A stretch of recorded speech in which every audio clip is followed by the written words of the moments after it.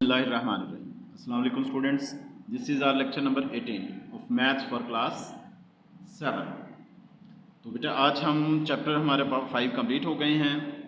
अब 6 chapter start कर रहे हैं. Direct and inverse variations. Variations क्या होती है? वेरिएशन का मतलब होता है चेंज होना. डायरेक्ट का मतलब क्या है? जैसे अगर टू साइड्स हों, एक साइड को इंक्रीज़ कर रहे हैं तो दूसरी साइड भी इंक्रीज़ हो जाए. और इनवर्स का मतलब है एक साइड, जैसे अगर सपोज है, मैं आपको एग्जांपल देता हूँ डायरेक्ट वेरिएशन की, कि दो लोग हैं, उनको दो लोगों के लिए कुछ खाना आया है, लेकिन अब लोग 4 और आ गए हैं, 6 आग बन गए हैं, तो खाना ज़्यादा होगा या कम होगा? ज़्यादा होगा. यानी कि पर्सनस अगर बढ़ाएंगे तो खाना भी बढ़ जाएगा, अब पर्सन कम करेंगे तो खाना भी उनके लिए कम लाना पड़ेगा. तो ये डायरेक्ट हो गया. अब है इनवर्स. इनवर्स का मतलब है एक काम को 4 लोग कर रहे हैं, वो लगाते हैं 3 दिन. उसी काम को अगर 8 लोग करेंगे तो टाइम कितना लगेगा? थोड़े दिन लगेंगे. तो इसको इनवर्स वेरिएशन कहेंगे. अब बेटा इसको मैं डिफाइन करते हैं. हम पेज नंबर 72 पर है. डायरेक्ट वेरिएशन क्या है? व्हेन एन इंक्रीज या डिक्रीज हो in one quantity leads to increase. अगर वन इंक्रीज हो रही है तो दूसरी भी इंक्रीज हो जाए, वन डिक्रीज हो रही है तो दूसरी भी decrease. Other quantity then the quantities are in direct proportion या डायरेक्ट वेरिएशंस हम उनको कहेंगे. एक दूसरे के साथ उनकी वेरिएशंस क्या है? डायरेक्ट. अब है इनवर्स वेरिएशंस. पेज है 76 पर. व्हेन एन इंक्रीज और डिक्रीज इन वन क्वांटिटी, कि अगर एक क्वांटिटी इंक्रीज हो या डिक्रीज हो, कॉरस्पॉन्ड डिक्रीज और इंक्रीज द अदर. इसका मतलब क्या? अगर एक इंक्रीज हो और दूसरी डिक्रीज हो जाए, या पहली डिक्रीज हो और दूसरी इंक्रीज हो जाए, तो इसको हम इनवर्स वेरिएशन कहेंगे, कि एक ज़्यादा हो रही है और दूसरी कम हो रही है. तो अब बेटा हम एक्सरसाइज की तरफ आते हैं. इसको एक्सरसाइज देखते हैं. तो बहुत इजी है और बहुत इंटरेस्टिंग होगा आपके लिए. एक्सरसाइज आ जाए बेटा पेज नंबर 83 पर.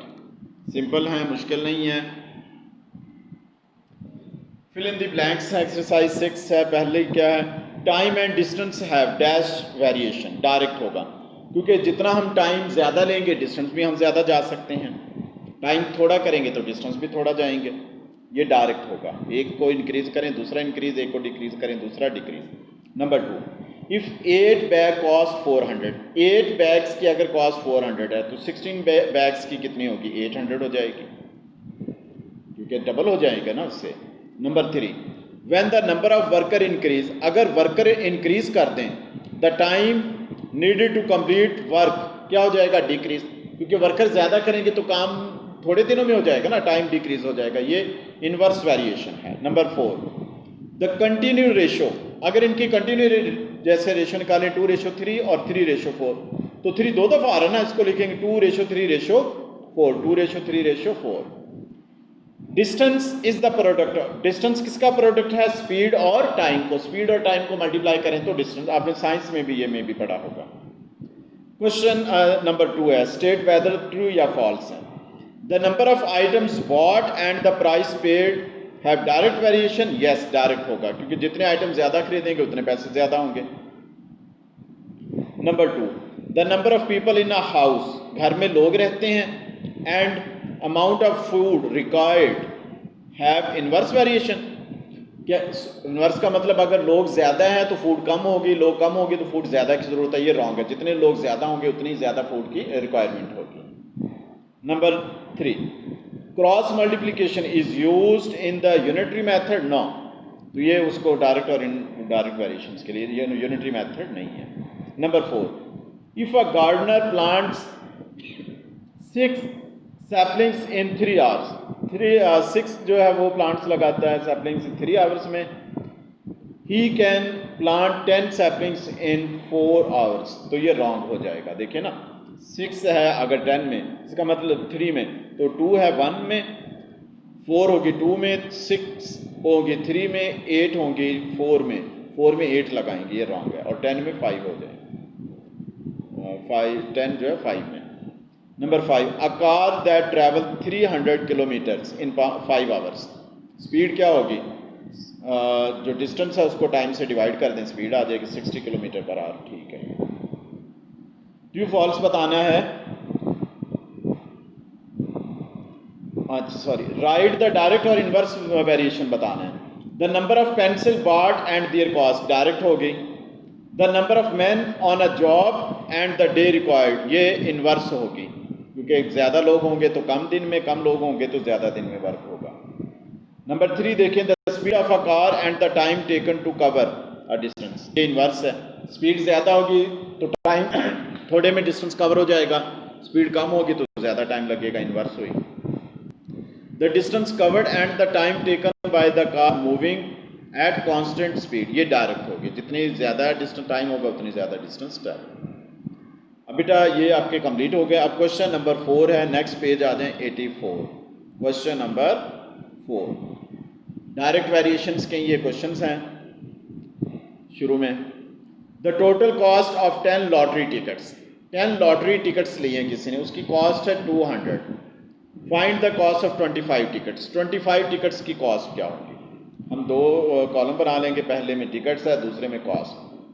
देखिए 10 की कॉस्ट कितनी है, यहाँ लिखेंगे 200, फिर 25 टिकट्स है, कॉस्ट कितनी अननोन है तो x रख देंगे।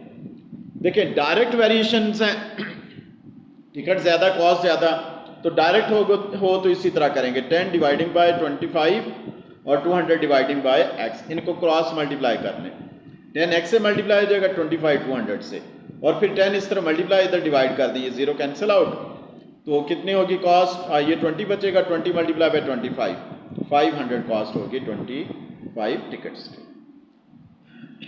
Number 5 the cost of 5 meter of cloth is 1500 rupees cost of 5 meter की।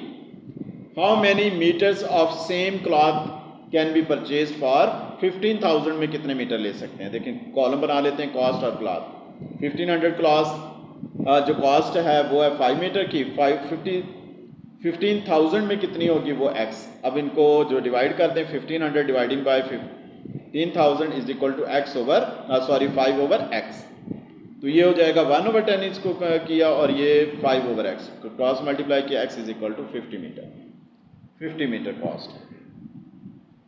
6 है बेटा, वो आपने होमवर्क में करना है। क्वेश्चन नंबर 7 एन एजेंट होता है ना जो कमीशन लेकर काम करता है, is paid a commission of 200, उसको 200 कमीशन मिला है फॉर सेलिंग गुड्स, चीज़ें उसने बेची हैं वर्थ 2000 रुपीज़ की, 2000 की रुपीज़ की उसने चीज़ें बेची हैं और आपने उसको कमीशन दिया है 200। हाउ मच कमीशन, कितना कमीशन मिलेगा, विल ही उसको get for the selling goods of, अगर वो 30,000 की चीज़ें बेचेगा तो कितना कमीशन मिलेगा। इधर लिखें कमीशन और गुड्स, कमीशन 200, गुड्स उसने बेची हैं 2000 की, कमीशन कितना मिलेगा अननोन है x और 30,000 के लिए, उसी तरह 200 over x is equal to 2000 over 30,000, ये किया 1/15 आ जाएगा, 200 over x is equal to 1/15, cross multiply किया, x इज इक्वल टू 3000, उसको कमीशन मिलेगा। Number 8 150 kilograms of sugar cost 3000 है, how many kilograms of sugar can be purchased 8,500 में कितनी मिलेगी। शुगर और कॉस्ट का कॉलम बना लें, शुगर 150 किलोग्राम है, कॉस्ट 3000, x अननोन है और कॉस्ट है 8500 में, तो 150 over x is equal to 3000 over 85, ये 2 zeros और ये 0 काट जाएंगे, 150 over x is equal to 30 over 85, cross multiply किया, x इज इक्वल टू आ जाएगा 150 मल्टीप्लाई बाई 85 ओवर 30, सिंप्लीफाई किया तो 425 किलोग्राम। तो बेटा आज का लेक्चर कंप्लीट हो गया। आपका होमवर्क है क्वेश्चन 6, 9 और 10, ये भी आपने होमवर्क में करना है, ठीक है, नोटबुक में करना है, प्रैक्टिस करनी है, रफ में भी। तो आज का लेक्चर कंप्लीट हुआ, thank you very much, Allah.